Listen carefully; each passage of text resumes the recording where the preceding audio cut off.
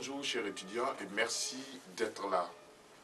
Nous sommes sur la dernière séquence de notre cours de technique d'expression et de communication. Elle est intitulée « Les méthodes de discussion et de travail en groupe ».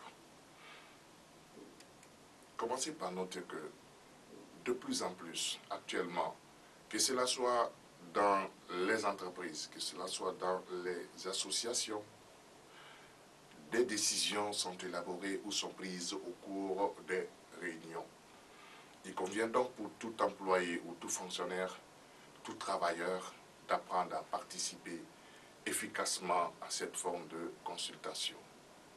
Les idées de chacun ou les opinions de chacun sont sollicitées.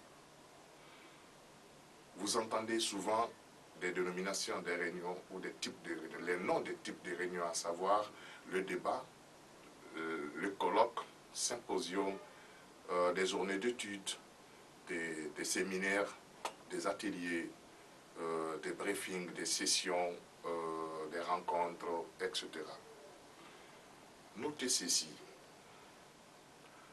que notre séquence va porter ou examiner uniquement votre ou vos modalités d'intervention au cours d'une réunion, mais pas n'importe laquelle la réunion, précisément la réunion de travail. Alors, quels que soient les types de réunions auxquelles vous allez participer, les modalités de votre intervention que nous allons présenter dans cette séquence sont à peu près les mêmes, quelle que soit la catégorie ou quelle que soit la réunion plutôt à laquelle vous participez. Nous allons donc examiner dans cette séquence la communication par la parole à l'intérieur d'un groupe de discussion. Notez de passage la différence entre les débats qui signifient confrontation d'opinions déjà établies qui cherchent chacune à l'emporter sur les autres, et la discussion comme étant la recherche collective de la solution la meilleure possible aux problèmes posés.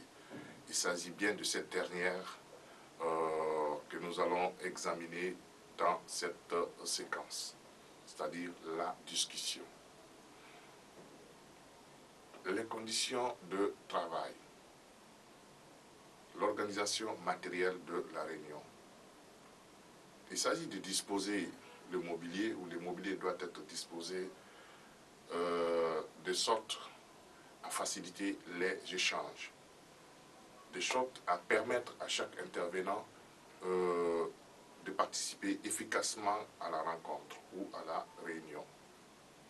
En conséquence, l'organisateur doit disposer chaises et tables de manière à ce que tous les participants soient au même niveau ou se voient de face. Les schémas en forme de cercle, en forme de triangle ou sous d'autres formes de figures géométriques sont les bienvenus. Le sujet de la réunion, s'il est connu avant la réunion, c'est ce qui est souhaitable, car cela permettrait aux participants de mieux se documenter, de mieux rechercher des informations, donc de mieux préparer son intervention. Quel que soit le moment où il est informé du sujet de la réunion, l'essentiel pour lui est de chercher à le maîtriser. Si ce n'est pas le cas, il doit poser toutes les questions à l'organisateur qui puisse lui permettre de mieux le circonscrire. Quant à la durée, si elle est aussi fixée et connue à l'avance, cela permettrait aux participants de mieux réaménager leur emploi du temps. Mais le plus souvent, elle n'est pas fixée à l'avance ni rigoureusement observée. Il est toutefois important de ne pas la perdre de vue et d'avoir en pensée que les dernières parties d'une discussion, d'une réunion sont les plus délicates. Ce ne seront donc pas les lieux pour un participant de faire des digressions ou de s'étaler dans les détails secondaires. Il faut bien gérer le temps. Finalement, parlons de la nature de la réunion. Il en existe plusieurs types, c'est-à-dire de réunions de travail. L'entretien informel, que pouvons-nous entendre par là? Ce sont des réunions qui ne sont pas organisées.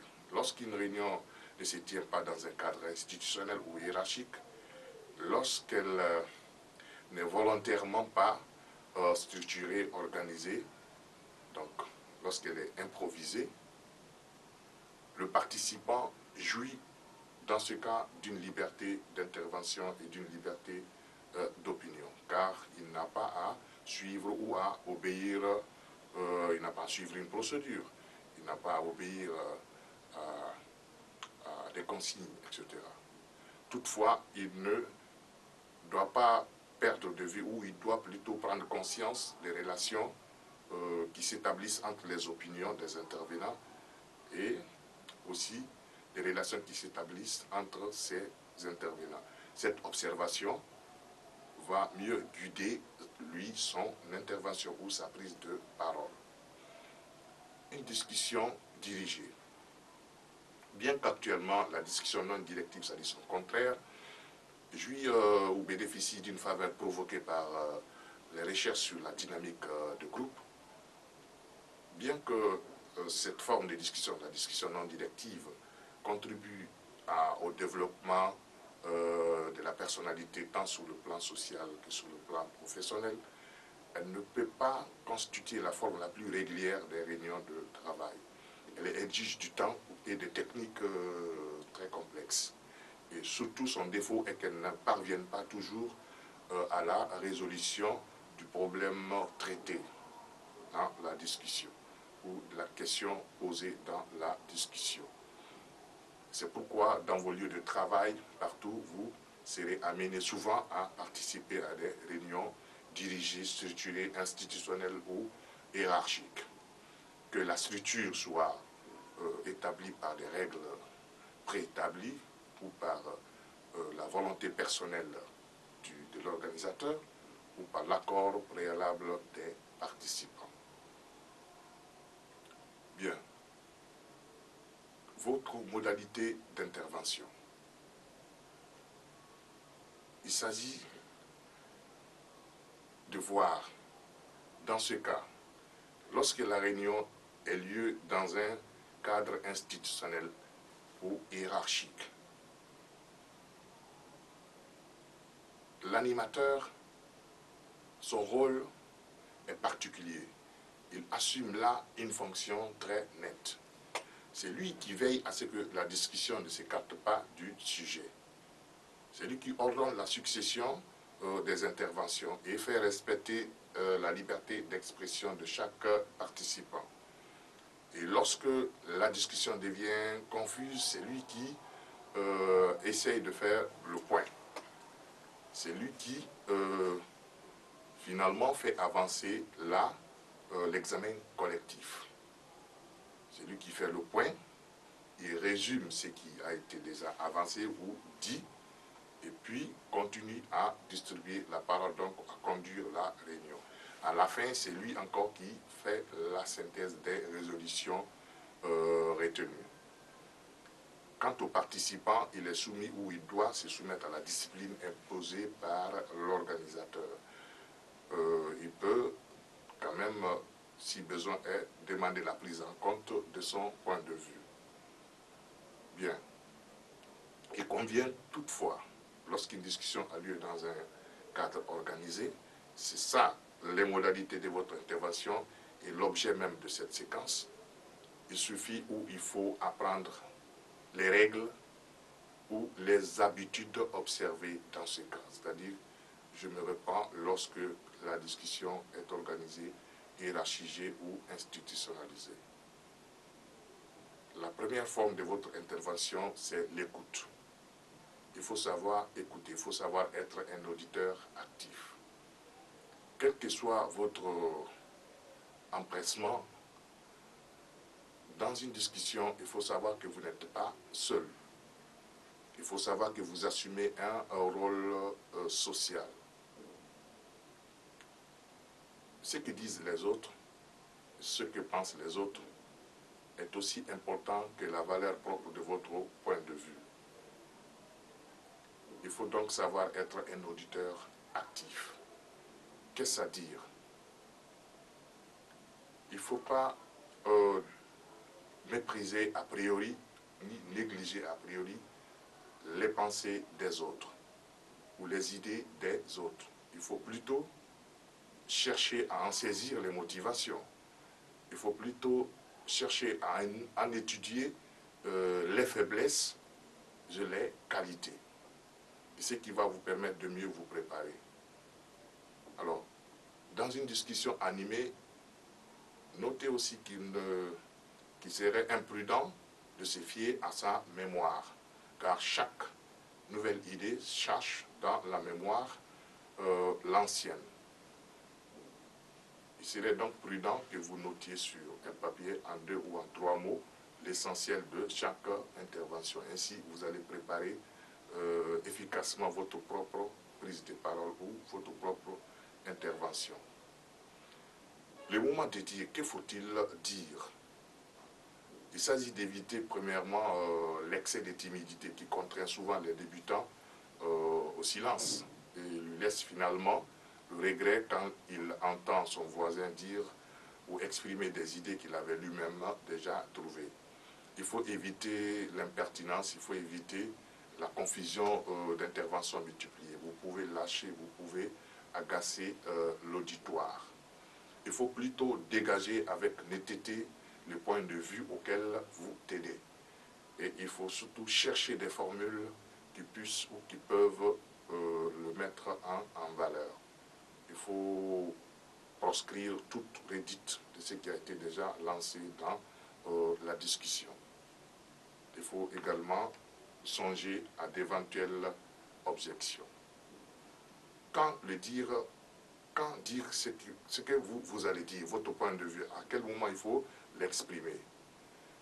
Nous conseillons qu'il est prudent en tant qu'apprenti ou au moment de votre apprentissage de placer votre intervention dans le courant des échanges ou dans le courant de la discussion, qu'elle soit en rapport avec les autres et liée aux autres ou liée aux autres interventions.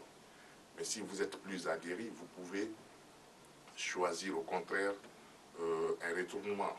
Vous pouvez choisir un déplacement de débat en rompant le cours. Ou plutôt, si vous êtes encore plus sûr de vous-même, vous pouvez, dès au début de la réunion, choisir à intervenir afin de l'orienter dans le sens que vous souhaitez. Vous pourriez même, pourquoi pas, à l'avance publier un texte. Quand est-ce qu'il faut dire, ou plutôt comment dire ce qu'il faut dire? C'est une affaire de tactique, comme la précédente. Il s'agit de méditer sur la forme de vos arguments, ou plutôt vos arguments, le ton de votre prise de parole, votre style. Tous ces éléments langagiers sont à méditer.